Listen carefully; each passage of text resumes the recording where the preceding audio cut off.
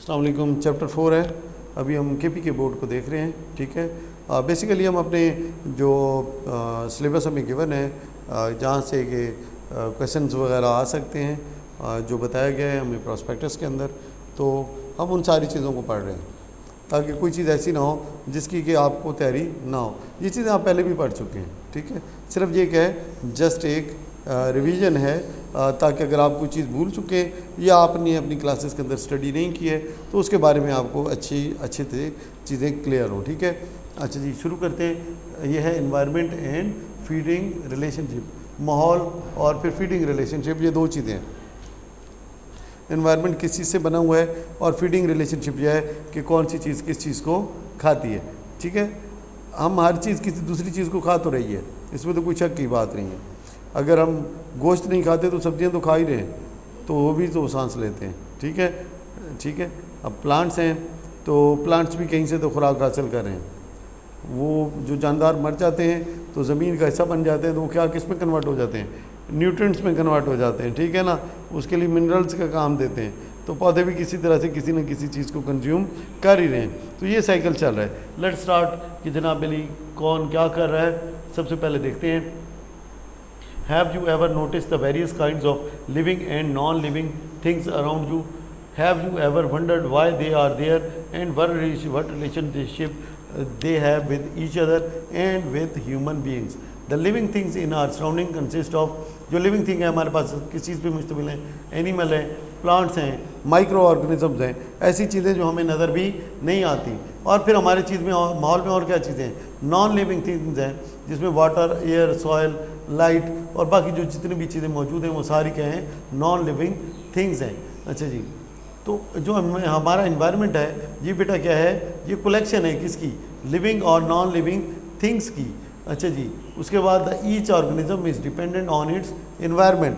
जो हर living organism है वो अपने इन्वायरमेंट पे डिपेंडेंट होता है, उसके बगैर वो ज़िंदा नहीं रह सकता, वो मुख्तलिफ़ चीज़ें यूज़ करता है। अच्छा, इस चैप्टर में हम मुख्तलिफ़ चीज़ों के बारे में पढ़ेंगे। अच्छा जी, सबसे पहले है इकोसिस्टम क्या है। क्या है इकोसिस्टम, क्या है ecosystem? Is a community of plants. Ecosystem के अंदर क्या होते हैं बेटा, प्लांट्स, एनिमल्स और छोटे ऑर्गेनिजम्स हैं जो कि ज़िंदा रहते हैं, फीड खुराक लेते हैं, रिप्रोड्यूस बच्चे पैदा करते हैं, and interact with one another, और एक दूसरे के साथ क्या करते हैं, इंटरेक्ट करते हैं, एंड विद देयर इन्वायरमेंट, और अपने माहौल के साथ भी इंटरेक्ट करते हैं। ये सारा क्या कहलाता है, इको सिस्टम कहलाता है। अब इको सिस्टम में कौन सी चीज़ें शामिल हैं, living things, non living things and their interaction, ठीक है, विद ईच अदर। ठीक हो गया। An ecosystem can be defined as the basic functional unit of an environment. किसी भी इन्वायरमेंट का बेसिक फंक्शनल यूनिट क्या है, वो क्या है बेटा, इको सिस्टम होता है। जैसे क्या है यूनिट, क्या है यूनिट, वो है जिस चीज़ से वो चीज़ पहचानी जाती है। अब जैसे सेब है, अगर सेब हमने परचेज़ करने हैं तो उसका यूनिट क्या होगा, केजी होगा, लेकिन ये फंक्शनल यूनिट है, मतलब है कि इसके तहत वो काम करता है। इन्वायरमेंट में जो इन्वायरमेंट का फंक्शनल यूनिट क्या है बेटा, इकोसिस्टम है। मतलब इकोसिस्टम होगा तो चीज़ें जिंदा रहेंगी, तो जानदार पैदा होंगे। इकोसिस्टम नहीं होगा तो वो चीज़ें आगे डेवलप नहीं कर सकेंगी, ग्रो नहीं कर सकेंगी, रिप्रोड्यूस नहीं हो सकेंगी। तो हाँ जी, विद इन एन इकोसिस्टम, किसी भी इकोसिस्टम के अंदर a chain of interaction take place, कई अमल हिस्सा लेते हैं between organisms and their environment, जिसमें कि वो जानदार हैं, अपने इन्वायरमेंट के साथ इंटरेक्ट करते हैं कई तरीक़ों के साथ। जैसे दरख्त है, अब अगर कहीं पे शेर मौजूद है तो और छाँव नहीं है तो क्या करेगा, दरख्त की छाँव में जाके बैठ जाएगा। तो ये एक इंटरेक्शन है, ये क्या है, एक इंटरेक्शन है कि उसने उसके इन्वायरमेंट की अंदर जो साया मौजूद था, शेड मौजूद था, उसको अपने लिए क्या किया बेटा, यूज़ किया है। अच्छा जी, उसके बाद क्या है इकोलॉजी। क्या है ecology? Is the study of relationship of living organisms with their environment. हमने पढ़ा इकोसिस्टम क्या है, फंक्शनल यूनिट है किसका, इन्वायरमेंट का। इसके अंदर लिविंग और नॉन लिविंग थिंग्स सारी शामिल होती हैं। जबकि इकोलॉजी क्या है, ये स्टडी है किसकी, लिविंग थिंग्स की, अपने इन्वायरमेंट के साथ जो रिलेशनशिप है उसकी स्टडी को क्या कहा जाता है, इकोलॉजी कहा जाता है। क्या कहा जाता है जी, इकोलॉजी कहा जाता है। उसके बाद it is also called as environmental biology. Ecology का दूसरा नाम क्या है, each ecosystem has two components, किसी भी इकोसिस्टम के दो कंपोनेंट्स होते हैं, एक बायोटिक वो होती हैं जो कि लिविंग थिंग्स होती हैं, उसके बाद क्या है बेटा अबायोटिक जिसके अंदर के नॉन लिविंग थिंग्स शामिल होती हैं। Plants obtain nutrient from the soil and carbon dioxide from the air. जो देखिए सबसे जो इम्पोर्टेंट जब बेसिक चीज़ है वो क्या है, प्लांट्स हैं। वो क्या है, प्लांट्स हैं। अब प्लांट्स अपनी खुराक कहाँ से हासिल करते हैं, न्यूट्रिएंट्स सॉइल से हासिल करते हैं, और कार्बन डाइऑक्साइड कहाँ से हासिल करते हैं, एटमॉस्फेयर से हासिल करते हैं। अच्छा जी, the carbon dioxide and nutrients are return to the environment. ये चीज़ें वापस एनवायरनमेंट को चली जाती हैं कब, जब चीज़ें जानवर जो होते हैं पौधों को खाते हैं, पौधों को खाते हैं और क्या करते हैं बेटा, एक्सक्रीट करते हैं, रेस्पायर करते हैं या वो मर जाते हैं। ये जो न्यूट्रिएंट्स हैं और कार्बन डाइऑक्साइड है ये इन्वायरमेंट को वापस कैसे जाती है, एक साइकिल है, एक साइकिल है जिसमें ये सारी चीज़ें चल रही हैं। पौधे ने न्यूट्रिएंट लिया, पौधे ने कार्बन डाइऑक्साइड ली, उस पौधे को किसी जानवर ने खाया, अब उस जानवर ने अपना वेस्ट खारिज किया, उस जानवर ने रेस्पायर किया, मतलब है कि कार्बन डाइऑक्साइड बाहर निकाल दी और ऑक्सीजन क्या है अंदर कंज्यूम कर दी। अब कार्बन डाइऑक्साइड बाहर आ गई कि नहीं आ गई, फिर वो क्या हो गया न्यूट्रिएंट, वो जो एनिमल था वो क्या गया, मर गया। अब मर गया तो किधर जाएगा, ज़मीन में जाएगा कि नहीं जाएगा, तो ज़मीन जाएगा तो क्या होगा, गलेगा, सड़ेगा बैक्टीरिया की वजह से, और फिर वो ज़मीन का क्या बन जाएगा, हिस्सा बन जाएगा। जब ज़मीन का हिस्सा बन जाएगा उसके बाद क्या है, वो सॉइल के अंदर क्या हो जाएगा, डिज़ोल्व हो जाएगा। अब उसको कौन खाएगा, प्लांट। तो ये पूरा साइकिल चला कि नहीं चला, ये बात समझ में आ गई कि वो चीज़ें जो पौधे ने ली हैं वो वापस पौधे तक कैसे पहुंची हैं, बात समझ लगी कि नहीं लगी। अच्छा जी, there is a constant exchange of materials between the living and non living things in an environment. ये हमेशा चलती रहती है एक्सचेंज।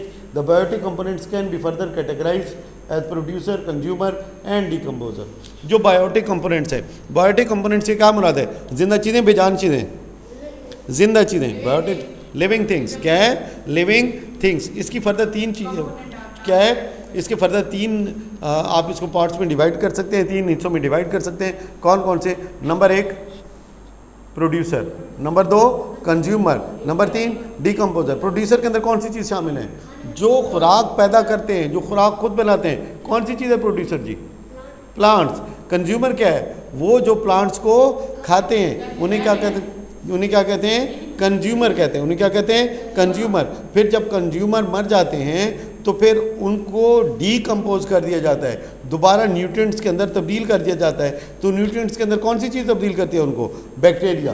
क्या है, फंगी और बैक्टीरिया, यह है डीकम्पोजर है। तो ये मैंने अब सारे बता दिया आपको।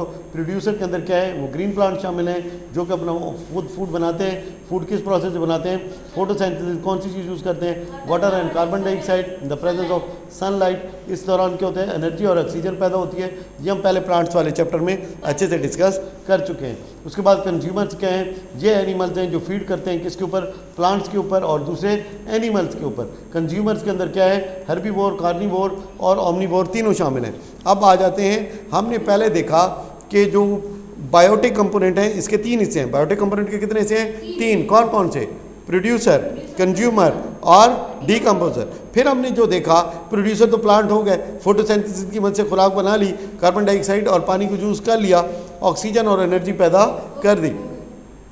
अब इसको खाया किसने, कंज्यूमर ने। अब कंज्यूमर क्या हो सकते हैं, एक एनिमल जो प्लांट खाता है और एक कंज्यूमर वो होता है जो एनिमल को एनिमल दूसरा खा जाता है। जैसे डियर ने खाया किसको, घास को। अब डियर को कौन खा गया, चीता। ठीक है। अब प्लांट क्या है यहाँ पे, या घास क्या चीज़ है, प्रोड्यूसर था, और कंज्यूमर क्या था, पहला कंज्यूमर डियर था और फिर दूसरा कंज्यूमर क्या हो गया, चीता हो गया। अब चीता भी मर गया तो उसको किसने जनाब अली रगड़ दिया, डीकम्पोजर ने, बैक्टीरिया ने उसको न्यूट्रिएंट का साइल का हिस्सा बना दिया। तो अब इसमें देखते हैं कि कौन सी चीज़, जो फर्दर हमने कहा कि जो कंज्यूमर हैं उसके आगे कितनी टाइप्स हैं। नंबर 1 पहले नंबर पे होते हैं हर्बीवोर। ये वो चीज़ें हैं जो प्लांट्स को खाती हैं, जो किसको खाती हैं, प्लांट्स को खाती हैं। काऊ, गोट, शीप, बफलो शामिल हैं। उसके बाद क्या है, कार्निवोर्स, ये मीट ईटर हैं। ये क्या है बेटा, मीट ईटर हैं, सिर्फ गोश्त खाएंगे। जैसे शेर भूख से मर भी रहा हो और उसके आगे आप जो है ना वो गाजरों का टोकरा रख दें तो गाजरें खाएगा, नहीं खाएगा। क्या खाएगा, सिर्फ मीट खाएगा। इन्हीं क्या कहते हैं, हर्बीवोर। Herbivore, carnivore. उसके बाद है ओमनीवोर। उसके बाद क्या है, ओमनीवोर। ओमनीवोर वो हैं जो जनाब अली हर किसी चीज़ से दरगुजर नहीं करते। तो वो उसमें अंदर क्या चीज़ें शामिल हैं जनाब अली? सबसे पहले इंसान शामिल है, हर चीज़ को खाता है, हर चीज़ को खाता है। उसके बाद क्या चीज़ शामिल है हमारे पास? उसके बाद हमारे पास देखिए क्रो भी है, कौवा है, कौवा भी सारी चीज़ें खा जाता है। उसके बाद क्या है? मुर्गी है, वो भी सारी चीज़ों को खा जाती है। तो काफ़ी सारी चीज़ें हैं जो कि ओमनीवोर भी हैं, ठीक है। उसके बाद ये चीज़ें क्लियर हो गई, herbivore, omnivore and carnivore. Got it? आगे चलूँ? उसके बाद है डीकम्पोजर। इसके अंदर बेटा क्या है जी? इनका दूसरा नाम क्या है? सैप्रोफाइट्स। क्या नाम है? सैप्रोफाइट्स। अब सैप्रोफाइट्स कौन कौन सी चीज़ें? फंगी और बैक्टीरिया। क्या है? फंगी और बैक्टीरिया क्या करते हैं? डेड एनिमल और प्लांट को फर्टिलाइज़र, नाइट्रोजन और कार्बन डाइऑक्साइड में तब्दील कर देते हैं। कौन कौन सी तीन चीज़ें बनाते हैं ये फंगी और बैक्टीरिया? इनका नाम क्या है? सैप्रोफाइट्स। क्या नाम इनका? सैप्रोफाइट्स। और ये जो जब डीकम्पोज करते हैं एनिमल और प्लांट्स को तो क्या क्या चीज़ें बनाते हैं? Nitrogen, carbon dioxide and fertiliser, तीन चीज़ों में तब्दील कर देते हैं, ठीक है। फिर क्या है? दोबारा रिसाइकलिंग होती है और फिर दोबारा ये चीज़ें इंसान और जानवरों के इस्तेमाल में आ जाती हैं। लेट्स से हमारे पास एक बेटा एक फूड चेन दी जा रही है, ठीक है। अब क्या है? सबसे पहले सूरज ने दी रोशनी, पौधे ने बनाया, घास पैदा हुआ जनाब अली, खुराक बनाई। इस खुराक को क्या है? ग्रास ऊपर ने खाया, ग्रास ऊपर को क्या खा गया? चूहा। चूहे को किसने खाया? सांप ने। सांप को खाया किसने? ईगल ने। और ईगल क्या? मर, ठीक है। उसको जनाब अली बैक्टीरिया, माइक्रो ऑर्गेनिज्म जैसे फंगी ने ब्रेक डाउन करके और टर्न कर दिया किसमें? न्यूट्रिएंट के अंदर।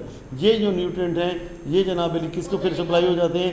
पौधे को जाते हैं, पौधा दोबारा खुराक बनाएगा और उसकी अगली नस्लें आके उसको इस्तेमाल करेंगी। तो ये फूड चेन क्लियर हो गई कि नहीं होगी?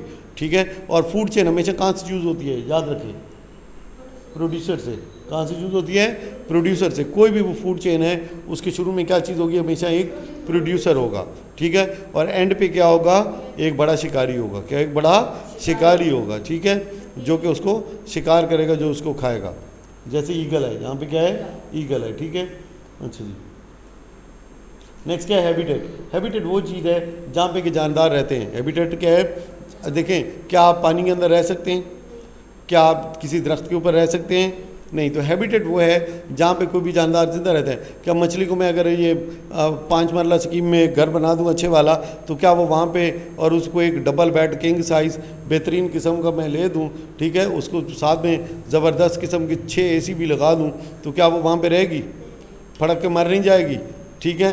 तो ऐसे ही है, ना हम पानी में ज़िंदा रह सकते हैं, ना मछली इधर 5 मरला स्कीम में ज़िंदा रह सकती है, ठीक है ना। तो हर जगह हर जानदार अपने ही माहौल में ज़िंदा रहता है, जिसको क्या कहते हैं? उसका हैबिटेट। हैबिटेट के ऊपर मैंने बात तो कर दी कि हैबिटेट क्या चीज़ है, ठीक है। अब इसको पढ़ लेते हैं। The natural home of an organism is called its habitat. The location और place where an organism lives and grows is called its habitat. तो जहाँ पे जो जानदार जो चीज़ें रहती हैं वो क्या कहलाता है? उसका हैबिटेट कहलाता है। A habitat it made up of physical factors such as soil, moisture, temperature and light. तो हैबिटेट के अंदर क्या? ज़मीन मौजूद होगी, सॉइल मौजूद होगा, मॉइस्चर, टेम्परेचर, लाइट, और उसके बाद बायोटिक फैक्टर जैसे availability of food and the presence and absence of predators, ठीक है। कितने शिकारी वहाँ पे मौजूद हैं या बिल्कुल गैर मौजूद हैं, और वहाँ पे फूड मौजूद है कि नहीं है। ये कौन से फैक्टर्स हैं बेटा? बायोटिक फैक्टर्स हैं। ये कौन से फैक्टर्स हैं? बायोटिक। और उसके साथ एबायोटिक फैक्टर के अंदर क्या चीज़ आ जाएगी? पानी, सॉयल और लाइट और टेम्परेचर, ये सारी चीज़ें। उसके बाद है टाइप ऑफ हैबिटेट। कौन कौन से? Water, land, forest, desert, grassland और टुंड्रा। देखते हैं सबसे पहले वाटर या वेटलैंड। वाटर या वेटलैंड, जब पानी किनारों से बाहर निकल आता है, जब किनारों से पानी बाहर निकल आता है तो वहाँ पे पानी ठहर जाता है। वहाँ पे पानी कहा जाता है? ठहर जाता है। तो वहाँ पे काफ़ी सारे जानवर जिंदा रहते हैं और कुछ प्लांट्स भी होते हैं। Let's see discuss. अच्छा जी, there are places where water is present for some time in a year. जहाँ पे साल के कुछ हिस्से में पानी मौजूद रहता है। ये जगह कहाँ पे होती है? बैंक ऑफ रिवर्स, दरिया के किनारों, जो झीलें हैं, and flat areas where with enough rainfall, जहाँ पे के काफ़ी बारिशें होती हैं। अब यहाँ पे कौन कौन से जानवर आपको मिलेंगे? Cows, buffaloes, goats, frogs, ducks, turtles, fish, starfish, shark are animals of waterland. Cotton, wheat and rice are abundantly found in such habitat. अब इन इलाकों में कॉटन भी होती है बेटा, राइस भी होता है और वीट भी होती है, जब जहाँ पे मछलियाँ भी पाई जाती हैं और जो बड़े जानवर हैं वो भी जहाँ पे ज़िंदा रहते हैं। नेक्स्ट क्या है, फॉरेस्ट। अब फॉरेस्ट में मतलब है कि जंगली जानवर होते हैं, ठीक है, और जहाँ पे काफ़ी मतलब है कि ये बहुत बड़ा हैबिटेट है जानवरों का, ठीक है, किसका, जानवरों का बहुत बड़ा हैबिटेट है जहाँ पे मुख्तलिफ नस्लों के जानवर ज़िंदा रहते हैं। A forest is a place which gets enough rainfall and have warm temperature for lot of trees to grow. जहाँ पे कि अच्छी बारिश होती है और टेम्परेचर भी क्या होता है, थोड़ा ज़्यादा होता है ताकि दरख्त उग सके। टेम्परेचर नहीं होगा तो दरख्त नहीं उगेगा, याद रखना। तो अच्छी बारिश के साथ ज़्यादा टेम्परेचर भी चाहिए होता है। तो forest grow where there is plenty of water. दरख्त वहाँ उगते हैं जहाँ पे काफ़ी मिकदार में पानी होता है। When the autumn season arrive, जब ख़िज़ां का मौसम आता है, कौन सा, ऑटम। ऑटम के सीज़न में पत्ते पहले क्या होते हैं, रेडिश होके, येलो होके, फिर झड़ जाते हैं। The leaves will turn red, पहले रेड हो जाएगा, फिर ऑरेंज और फिर येलो होगा और फिर क्या आ जाएगा, once winter comes the tree lose their leaves. Forest act as the natural observer of water. जो फॉरेस्ट होते हैं वो पानी को जज्ब कर लेते हैं अपने अंदर। It allows rain water to seep through, जहाँ से मतलब है कि पानी जो होता है वो सीप थ्रू हो सकता है, आराम आराम से निकल सकता है। The animals of the forest कई किस्म के होते हैं, spider, squirrel, monkey, chimpanzee, tiger. Fungi and mosses are mostly found in forest habitat. जो फंगी और मोसेस हैं, ठीक है, ये कहाँ पाए जाते हैं, ज़्यादातर फॉरेस्ट हैबिटेट के अंदर। ये वाली चीज़ें फॉरेस्ट के अंदर तो आपको पता ही है, ये वाला याद रख लीजिएगा कि फंगी और मोसेस क्या है, ये कहाँ पे पाए जाते हैं, ये भी फंगी की तरह ही है। अच्छा जी, नेक्स्ट क्या हमारे पास, डेजर्ट है। नेक्स्ट हमारे पास क्या है, डेजर्ट है। Desert is a hot, dry and sandy area with little rainfall. Desert के अंदर क्या है बेटा, हॉट एरिया होता है, ड्राई एरिया होता है, सैंड एरिया होता है, बहुत कम बारिश होती है, बहुत कम बारिश होती है। डेजर्ट क्या है, बहुत ही गर्म जगह है, एयर बहुत ही हॉट और ड्राई होती है। Most animals that live in the desert sleep during the day time because it is too hot.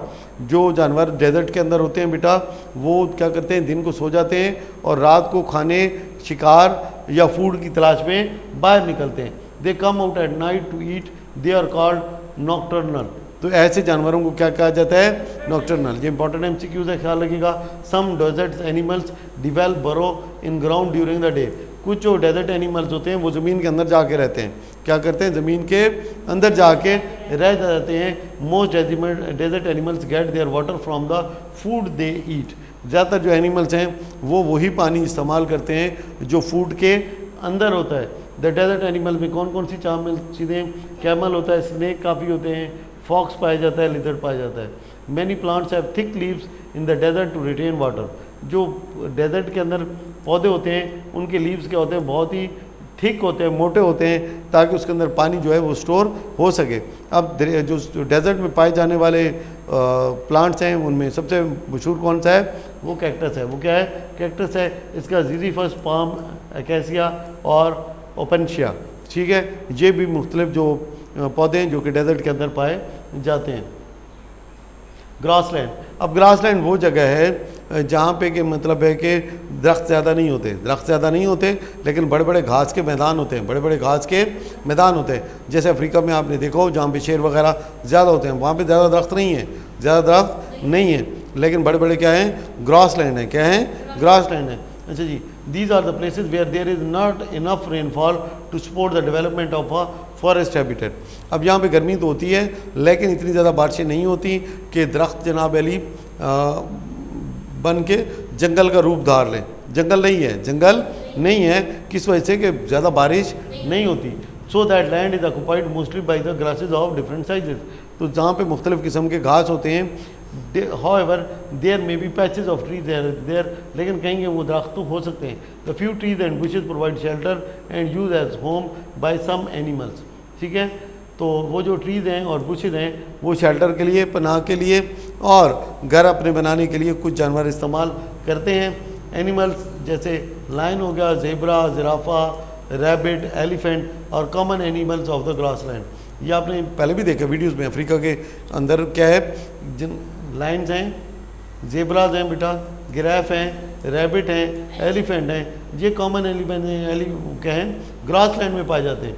The species of grass that are found in this habitat include purple needle grass, ये मतलब है कि purple needle grass एक होता है। उसके बाद क्या है, विल्ड ओट है, फॉक्सटेल है एंड बफलो ग्रास। ये मुख्तलिफ़ किस्म के घास हैं जो कि इस एरिया में पाए जाते हैं। नेक्स्ट क्या है, टुंड्रा। अब टुंड्रा वो इलाका है जहाँ पे ठंड बहुत ज़्यादा होती है, सारा साल बर्फ़ पड़ी रहती है, दरख्त आपको एक भी देखने को नहीं मिलेगा। तो tundra is an environment that is very cold and windy भी होता है। It is a treeless area, the land is covered with ice and snow almost throughout the year, much of the land is permanently frozen, it is also called the polar land. इस इलाके को polar land भी कहा जाता है, which are the north and south poles and covered with ice, जो कि north और साउथ पोल में है। टुंड्रा मतलब है कि वो इलाके हैं जहाँ पे सारा साल बर्फ़ पड़ी रहती है। ज़्यादातर एरिया क्या है बेटा, पोल्स का है। किसका है, पोल्स के ऊपर है, जैसे नॉर्थ और साउथ पोल है। उसके बाद यहाँ पे कौन कौन से जानवर होते हैं, सील्स है, पोलर बियर है, स्नो फॉक्स है एंड डॉग विद लॉन्ग फर, और लंबी जो फर वाले डॉग्स हैं वो भी यहाँ पे पाए जाते हैं। उसके अलावा क्या पाए जाते हैं, जहाँ पे पोलर बियर होता है, सील्स होती हैं, और क्या है, स्नो फॉक्स है। क्या है, स्नो फॉक्स। उसके बाद जनाब पहली पेमराफ्रॉस्ट किसे कहते हैं, ये इंपॉर्टेंट है। The tundra is characterized by permafrost. क्या है, परमाफ्रॉस्ट। अब ये सॉइल है जिसके ऊपर ऑर्गेनिक मैटर होता है फ्रोजन फॉर्म में। ये क्या है बेटा, organic matter in frozen form with layer of snow. ठीक है, the layer of soil and partially decompose organic matter that is frozen. Layer of soil है और क्या है, ऑर्गेनिक मैटर है, और ये दोनों क्या होते हैं बेटा, फ्रोजन शेप में होते हैं। इसको क्या बोलते हैं, परमाफ्रॉस्ट। अच्छा जी, plants found in the tundra habitat include, अब यहाँ पे भी वो जो हमने देखा था फॉरेस्ट के अंदर है, क्या है, मॉसेज है। यहाँ भी क्या है, मॉस पाया जाता है, विलो और बियर बेरी, लेकिन तकरीबन ना होने के बराबर होते हैं। दरख्त तो यहाँ पे आपको नज़र ही तकरीबन नहीं आएंगे। Adaptation of the living things to changing environment, जो जानदार होते हैं वो अपने माहौल के साथ कैसे अडेप्ट करते हैं, कैसे अपने आप को चेंज करते हैं। जैसे बहुत ज़्यादा सर्दी है तो जानवर क्या करेंगे, माइग्रेट कर जाएंगे। क्या करेंगे, परिंदे माइग्रेट कर जाएंगे। No, that is adaptation, that is adaptation, ये बिहेवियर है। उसके बाद लॉन्ग फर होती है। अब डॉग जो स्नो में रहते हैं उनकी क्या होती है, लॉन्ग फर होती है। इसी तरह से कैमल जो सहरा में रहता है उसका क्या होता है, उसकी लंबी पतली टांगें होती हैं और नीचे उसके बाल वगैरह नहीं होते हैं। ठीक है, और लंबी गर्दन होती है और पानी का बहुत ज़्यादा वो ज़ख़ीरा अपने अंदर कर सकता है। ये सारी क्या हैं, एडाप्टेशंस हैं कि वो माहौल के मुताबिक अपने आप को किस तरह से तब्दील करते हैं। फिज़िकल, बिहेवियरल एंड रूटीन के हिसाब से होती है, डेली, ईयरली, सीजनल, ये सारी चीज़ उसके अंदर शामिल हैं। सबसे पहले देखते हैं कौन सी हैं। Living things have to face adverse changing condition in their environment. All animals and plants including human beings respond to changes in their surroundings. They have to adapt themselves to interact with the changes in the environment, otherwise they will die and become extinct. Extinct वो चीज़ होती है जो बिल्कुल ज़मीन से ख़त्म हो जाए। तो an adaptation क्या है, is a way through which an animal's body helps it to survive or live in environment. तो अडाप्टेशन क्या है, ये वो मेथड है जिसके ज़रिए जानदार अपने माहौल में सर्वाइव करते हैं और ज़िंदा रहते हैं। टाइप ऑफ एडाप्टेशन क्या है बेटा, डेली हैं, बिहेवियरल हैं और क्या है, फिजिकल है। अब डेली एडाप्टेशन क्या है, उसके एग्जांपल क्या है, जैसे सनफ्लावर है। क्या है, सनफ्लावर है। अब ये क्या करता है, मुंह अपना हमेशा सूरज की तरफ कर लेता है। सूरज जिधर जिधर को जाएगा ये क्या होता जाएगा, उसकी तरफ टर्न करता जाएगा, उसकी तरफ टर्न करता जाएगा ताकि मैक्सिमम सनलाइट एब्जॉर्ब कर सके। तो ये क्या है, ये डेली एडाप्टेशन है। ये क्या है, डेली एडाप्टेशन की एक एग्जांपल है। कुछ जो एनिमल्स होते हैं जैसे डेजर्ट वगैरह में जो रहते हैं वो बेटा क्या करते हैं, वो रात को सिर्फ बाहर निकलते हैं और दिन को बाहर नहीं निकलते, खुराक की तलाश में, खुराक की तलाश में, क्योंकि दिन के टाइम पे क्या होता है, मौसम बहुत ज़्यादा गर्म होता है। तो ये भी क्या है, डेली एडाप्टेशन की मिसाल है कि there are some changes to the habitat which occur daily, therefore many species have adopted the way that allow them to survive there. Most plants have flower that open during the day to allow them to be pollinated by the insects, जो कि उन्हें ये भी allow करता है कि बहुत सारे और फूल जो होते हैं दिन के टाइम पे खिलते हैं, रात को क्या हो जाते हैं, वो बंद हो जाते हैं, ताकि जो इंसेक्ट्स हैं उनके ज़रिए पॉलिनेशन का अमल हो सके। उसके बाद है they close out at night और व्हेन इट रेन्स, जब बारिश होती है तब भी फूल क्या हो जाते हैं, बंद हो जाते हैं for the protection purposes. Many small mammals such as mice, voles and rabbits come out only at night to avoid predator, लेकिन प्रीडेटर भी क्या करते हैं, फिर रात को ही निकलते हैं कि भाई साहब आप इस टाइम आएंगे तो हम भी इसी टाइम आपसे मुलाकात करने पहुंचेंगे। ठीक है, उसके बाद है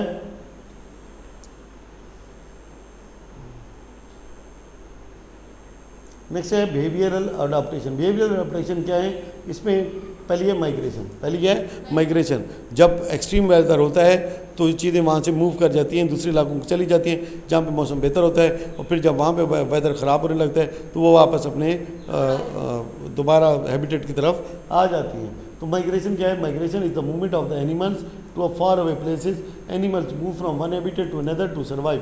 दे are looking for warmer weather और सर्चिंग फॉर फूड। वो या तो गर्म मौसम की तलाश में होते हैं या क्या होते हैं, फूड की तलाश में, ठंडे मौसम की तलाश में भी हो सकते हैं। जैसे पाकिस्तान में मुर्गाबियाँ आती हैं, लेकिन जब मौसम यहाँ पे गर्म होने लगता है तो वापस अपने ठंडे इलाकों की तरफ निकल जाती हैं। Many birds migrate in the autumn season. को बहुत सारे बर्ड्स जो हैं वो ऑटम सीजन में क्या करते हैं, माइग्रेट कर जाते हैं। अच्छा जी, birds can fly very long distances.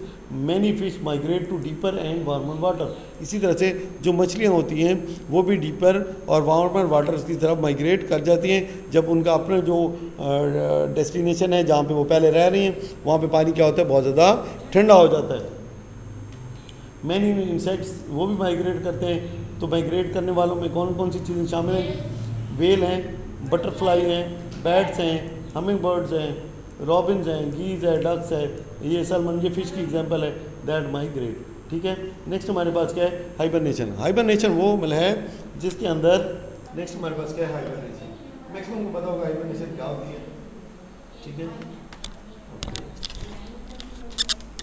अच्छा जी, नेक्स्ट हमारे पास क्या है, हाइबरनेशन। क्या है, hibernation. Hibernation is a state of inactivity in animals during winter season.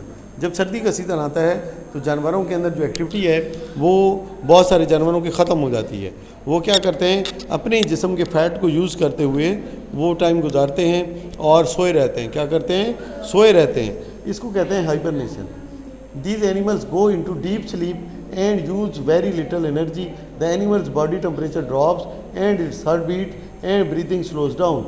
In the fall, जब मतलब है कि विंटर आने वाला होता है, these animals get ready for winter by eating extra food and store it up as body fat.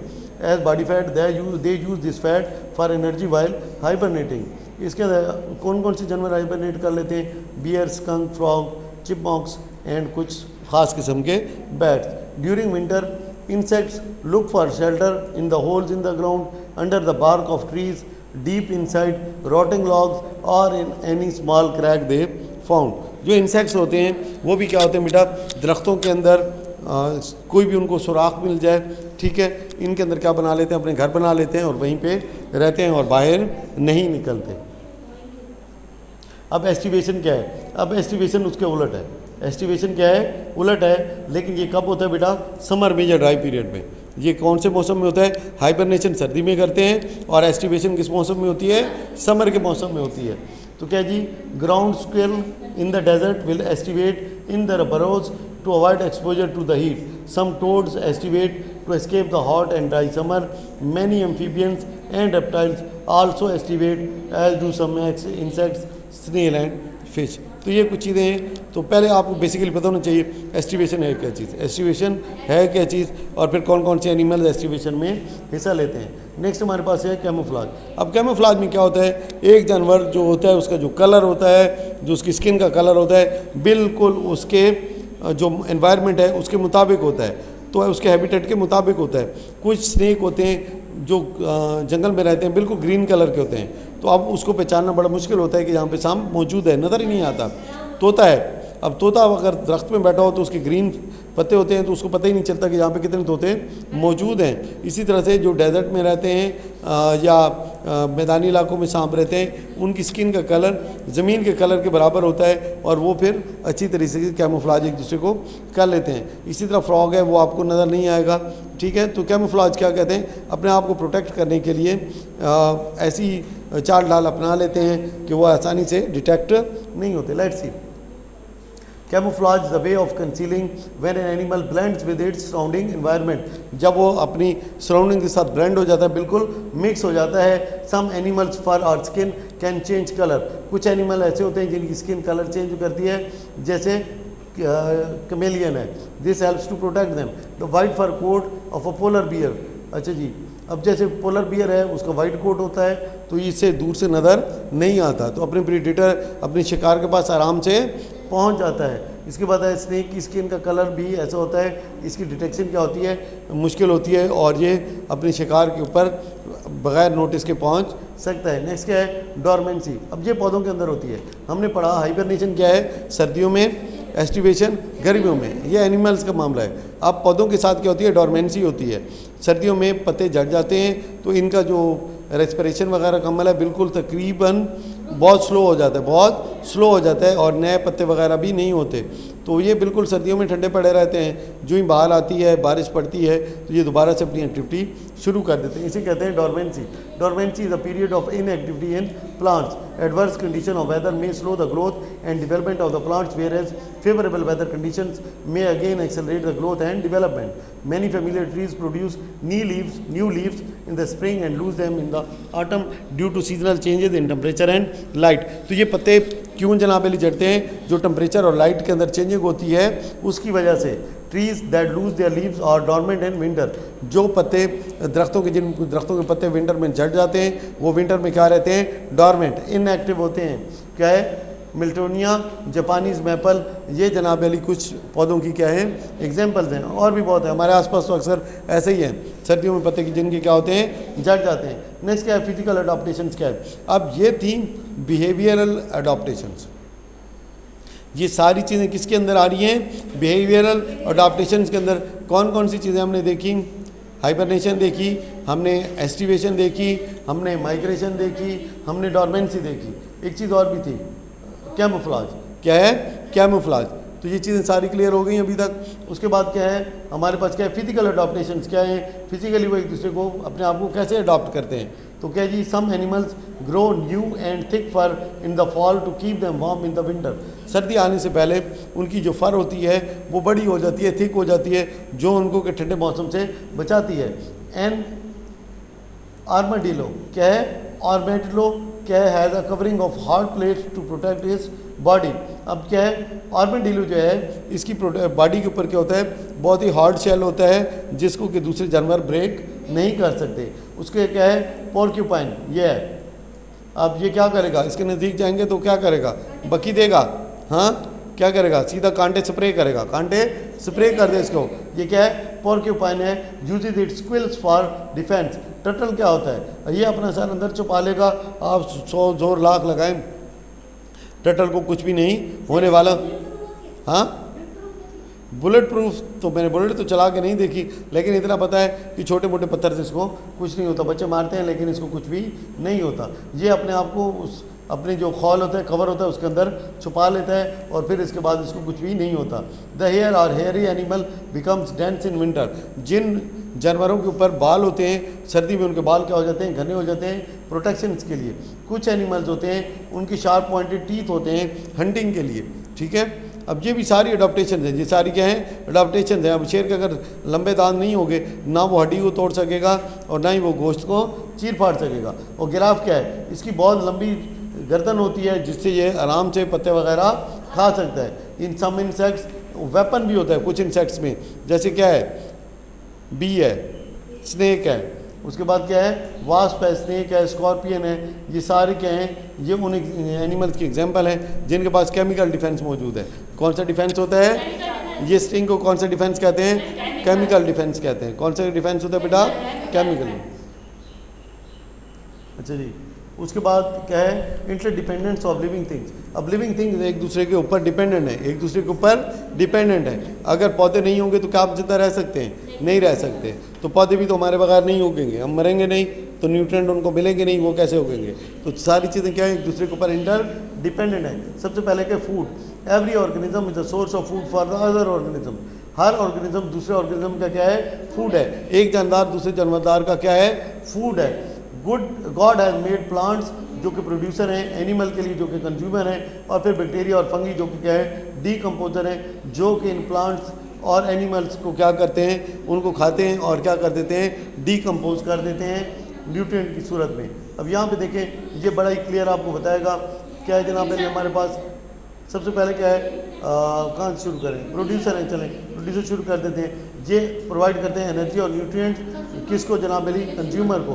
Consumer मर जाता है तो किसके पास पहुंच जाता है, डीकम्पोजर के पास, वो इसको तोड़ फोड़ के फिर किसको सप्लाई कर देते हैं, प्रोड्यूसर को। चेन क्लियर हो गई। अच्छा जी, shelter, organism depend on one another for the shelter, for example bird lives in trees. तो इंटर डिपेंडेंसी में पहली क्या चीज़ आई, फूड आ गया कि फूड के लिए एक दूसरे पे डिपेंडेंट है, शेल्टर के लिए एक दूसरे पे डिपेंडेंट है। जैसे बहुत सारे दरख्तों के अंदर बहुत सारे परिंदे रहते हैं। Water is the necessity for all organisms, water is the basis of relationship between plants and animals. Plant और एनिमल्स के दरमियान जो रिलेशनशिप की बेसिक है वो किसकी वजह से है, वाटर की वजह से है। This is the reason the most habitats are generally found near the water. जितना अगर वाटर के बगैर कोई हैबिटेट बहुत ही कम होता है, डेजर्ट में होते हैं लेकिन बहुत ही कम, और ख़ास किस्म की चीज़ें वहाँ पे ज़िंदा रह सकती हैं, आम कोई चीज़ ज़िंदा नहीं रह सकती वाटर के बगैर। Food chain always begins with the producer.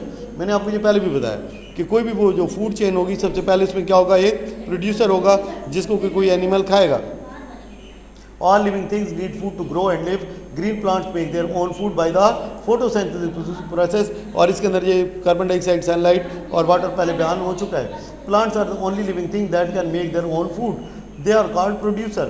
Animals that feed on plant are called primary consumer। अब कंज्यूमर में अब एक और चीज़ आ गई है कि जो पहला पौधे को खाने वाला कंज्यूमर है उसको क्या बोलते हैं, प्राइमरी कंज्यूमर। अब प्राइमरी कंज्यूमर को एक और चीज़ खा जाती है जिसे क्या कहते हैं बेटा, हर्बीवोर कहते हैं। क्या कहते हैं उसे, हर्बीवोर कहते हैं। नहीं सॉरी, जो प्राइमरी कंज्यूमर है इन्हीं को क्या नाम दिया जाता है, हर्बीवोर का। जो हर्बीवोर है उसको फिर क्या खाएगा, सेकेंडरी कंज्यूमर, और वो क्या होगा, एक कार्निवोर होगा, ओमनिवोर भी हो सकता है। Animals that feed on primary consumers are called secondary consumer। Example of secondary consumers include lion, tiger, dogs। फिर है tertiary consumer, feed on secondary consumer। अब ये जो है सिर्फ क्या होगा, गोश्तखोर हो सकता है या ओमनिवोर हो सकता है, ठीक है। तो पहले क्या चीज़ है, प्रोड्यूसर है, प्रोड्यूसर को किसने खाया, प्राइमरी कंज्यूमर ने। अब प्राइमरी कंज्यूमर क्या होगा, हर्बीवोर हो सकता है या ओमनिवोर हो सकता है, क्योंकि हम भी तो खाते हैं, हम क्या है, ओमनिवोर हैं, तो हम भी तो खाते हैं। तो या तो प्राइमरी कंज्यूमर के अंदर कौन कौन सी चीज़ें शामिल हुए, हर्बीवोर और ओमनिवोर। अब हर्बीवोर को कौन खाएगा, सेकेंडरी कंज्यूमर। अब सेकेंडरी कंज्यूमर के अंदर क्या चीज़ शामिल है, या तो कार्निवोर होगा या फिर ऑर्निवोर होगा। फिर जो सेकेंडरी कंज्यूमर है अब उसको फर्दर जो चीज़ खाएगी उसे क्या कहते हैं, टर्शरी कंज्यूमर। क्या कहते हैं, टर्शरी कंज्यूमर। अब टर्शरी कंज्यूमर के अंदर भी क्या हो सकता है बेटा, या तो कार्निवोर होगा या क्या होगा, ओमनिवोर होगा। ठीक होगी बात। कार्निवोर गोश्त खाने वाले, ओमनिवोर दोनों चीज़ों को खाने वाले, हर्बीवोर सब्जियां खाने वाले, ठीक है, घास वगैरह खाने वाले। बात क्लियर हो गई या नहीं क्लियर हुई। नेक्स्ट क्या है, फूड चेन। अब फूड चेन क्या है, shows the way how energy flows in the form of food. अब ये सवाल बहुत इंपॉर्टेंट है कि बेसिकली फूड चेन क्या चीज़ है। ये शो करती है कि एनर्जी फ्लो कैसे, किधर से किधर हो रही है, एनर्जी फ्लो किधर से किधर हो रही है। ये पहले भी मैंने आपको बताया, सबसे पहले एनर्जी कहाँ से आएगी, सनलाइट से। कहाँ से मिलेगी, सनलाइट से। सनलाइट से एनर्जी कौन लेगा, वो लेगा अब जो पौधे लेंगे। पौधे से कौन लेगा, जो नाबेली जो उसको पौधे को खाने वाला है। फिर जो जिसने पौधे को खाया उसको भी किसी एनिमल ने खाया, फिर उसको भी किसी एनिमल ने खाया, यहाँ तक कि वो मर गया। जब मर गया तो फिर क्या हो गया, डीकम्पोज होकर दोबारा पौधे के पास वापस आ गया, चला गया। तो ये हो गई है पूरी एक फूड चेन। लेकिन ये इतनी सिंपल नहीं होती कि एक चीज़ सिर्फ दूसरी चीज़।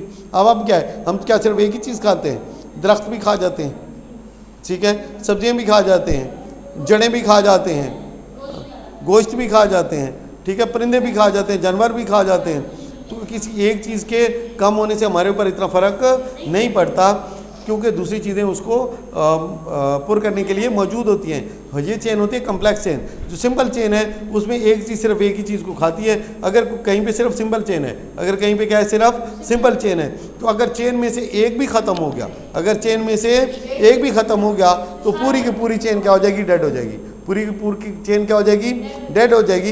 लेकिन सिंपल चेन्स का मिलना क्या होता है, ज़रा मुश्किल होता है। ज़्यादातर क्या होते हैं, कम्प्लेक्स चेन्स होती हैं कि एक चीज़ कई चीज़ों के साथ जुड़ी होती है। Let's study this. A food chain shows the way how energy flow, कि कैसे एनर्जी फ्लो करेगी ऑर्गेनिज्म में और इकोसिस्टम में। अ food chain is the order in which animals eat plants and other animal. Food chain वो chain है जिसके अंदर नज़र आता है कि किस तरह से प्लांट और अदर एनिमल्स एक दूसरे को कंज्यूम करते हैं। The sun is the primary source of energy in a food chain. किसी भी फूड चेन में जो प्राइमरी एनर्जी सोर्स है वो क्या है? सनलाइट है। वो क्या है? सन है। Plant gets their energy from the sun. Without the sun, we would not have any plants. A food chain always starts with a plant, which is an organism which can make its own food. जो हर organism है इसको एक link बोला जाता है। क्या बोला जाता है? फूड चेन के अंदर हर जो चीज़ मौजूद है उसको क्या बोला जाता है? आ लिंक। अब जैसे जहाँ देखें हर जगह के ऊपर सबसे पहले प्रोड्यूसर मौजूद है, फिर उसको खाने वाली कोई चीज़ मौजूद है, फिर उसको खाया जाएगा, ठीक है, फिर उसको खाया जाएगा और फिर उसको खाया जाएगा और फिर क्या होगा? ये चीज़ डेड होगी और फिर क्या हो जाएगी? डीकम्पोज हो जाएगी। अब नेक्स्ट क्या है? Food web. ये फूड वेब। अब फूड वेब क्या है? ये मतलब है कि नॉर्मल फूड चेन से ज़्यादा है। नॉर्मल इसके अंदर कई फूड चेन्स होती हैं। फूड वेब के अंदर क्या होता है? नेटवर्क होता है फूड चेन्स का। फूड चेन में क्या चीज़ जाहिर होती है? How the energy is flowing. How the energy is flowing from one link to another link. जबकि जो फूड वेब है उसके अंदर क्या होता है बेटा? फूड चेन्स का नेटवर्क होता है। क्या होता है? फूड चेन्स का नेटवर्क होता है। Let's do this. Food web क्या है? In the natural ecosystem feeding relationships are not as simple as in a food chain. There may be several food chains in every habitat which are connected with each other. इसमें कई food chains होंगी जो एक दूसरे के साथ क्या हैं? कनेक्टेड हैं। उसको क्या बोला जाता है? Food web. There may be many types of animals feed on the same plant and there are many predators that feed on same kind of prey. A food web is a network of more than 2 food chains. What is the food web? जिसमें 2 या 2 से ज़्यादा food chains मौजूद होती हैं उसे क्या कहते हैं? Food web. Food web. Next देखें, यहाँ पे देखें एक पौधा है। अब इसको कितनी चीज़ें खा रही हैं जी? ये भी आ गया, मैंने भी खाना है, मैंने भी खाना है। अब ये माउस है, माउस को तो बहुत सारे दोस्त मिल चुके हैं। अच्छा जी, यहाँ पे क्या आ गया हमारे पास? माउस को तो ओलने का मैं खाऊंगा, विल्ड कैट ने कहा नहीं मैंने खाना है, स्नेक ने बोला मैंने खाना है, ठीक है। अब इसी तरह से रैबिट है, रैबिट के भी दोस्त मौजूद हैं। जैकल ने कहा मैं खाऊंगा, विल्ड कैट ने कहा मैं खाऊंगा और डायरेक्ट शेर भी पकड़ लेगा, भाई कोई मसला नहीं है, ठीक है। इसी तरह से इसको ईगल भी ले जाएगा। यहाँ पे मतलब है कि थोड़ा सिंपल दिखाया गया है लेकिन इतना सिंपल होता नहीं है। अब ये जो चीज़ है ये यहाँ से किसी भी चीज़ को खा सकती है। बात आप समझ रहे हैं? औल को खाना थोड़ा मुश्किल है, ये बहुत ख़तरनाक है क्योंकि औल का मसला ये है इसको अंधेरे में बड़ा साफ नज़र आता है। तो अगर इसको दिन पे कोई अटैक करे ना फिर ये रात को वेट करता है। क्या करता है? रात को वेट करता है और फिर जाके ये उस पर रात को हमला कर देता है। अब उसको रात को सही से नज़र नहीं आता तो ये फिर अपने सारे बदले पूरे कर लेता है। बच्चे चच्चे फिर उसको उठा के ले आता है और खा लेता है। मतलब है हाँ नहीं मतलब है ये चलता रहता है, ये इनके साथ चलता रहता है। तो फिर औल के ऊपर अटैक भी वो ज़रा कम ही करते हैं कि भाई पता है कि ये बड़ा ख़राब है, ये फिर बदला लेगा और मुसीबत डालेगा रात के टाइम पे जब हमें नज़र नहीं आएगा। लेकिन जिसको एक्सपीरियंस ना हो वो इसके साथ पंगा ले लेते हैं। अगर तो उसका पूरा कबीला फारिग कर दें फिर तो ठीक है, लेकिन अगर उसमें से नर या मादा में से कोई भी एक बच गया तो वो फिर रात को मुसीबत डाल देता है। नेक्स्ट हमारे पास क्या है जी? लें जी, ये तो काम ख़त्म हो गया, चैप्टर हमारा क्या हो गया जी? क्लोज हो गया है। और ठीक है जी, देखते हैं थोड़ी सी एक्सरसाइज को कि क्या आपने इसको क्लियर किया नहीं। लिविंग प्लेस एन ऑर्गेनिज्म क्या होता है बेटा? उसका हैबिटेट होता है। Many food chains unite to make what? Food web, ठीक है। An animal that feed on plants is called what? ठीक है। In winter most cold blooded animals disappear because they क्या करते हैं बेटा? हाइबरनेट कर देते हैं। The meat eaters are also known as carnivore. ठीक है, यहाँ तक बात क्लियर होगी बेटा। ये सारी चीज़ें बड़ी सीधी सादी आसान सी थी, अच्छे तरीके से हमने इसको क्लियर कर लिया है। अभी इसके बाद नेक्स्ट चैप्टर करेंगे, ठीक है। Thank you very much for this.